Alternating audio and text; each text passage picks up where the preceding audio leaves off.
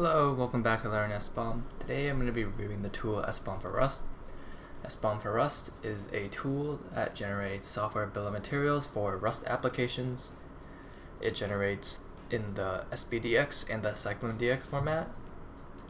And it is written in Python, so it requires Python 3.7 or higher. To start, we're going to check our Python version. We have Python 3.10.6, so it should work. We're going to do Python install SBOM4Rust. I already have it installed, so it will say everything is already satisfied. We're going to be using this tool on HURL. It's a GitHub Rust project that has a cargo.log file. We can just check the cargo.log file to make sure it actually has dependencies. Here we can see it has a lot of dependencies. So to start, we're going to do sbom.rust-h to see the help command.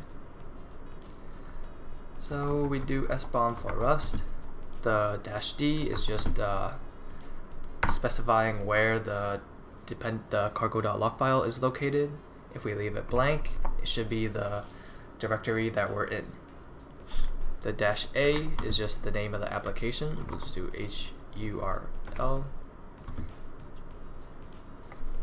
Then we're gonna do --SBOM to specify the SBOM format. We'll just do CycloneDX. Then we'll do format JSON -o SBOM.json. So we have it here, SBOM.json, and as you can see, it generated SBOM for all our dependencies.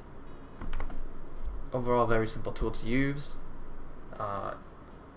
Every Rust project should have a cargo.log file, so this tool should work for every Rust project and find every dependency you have in your cargo.log file.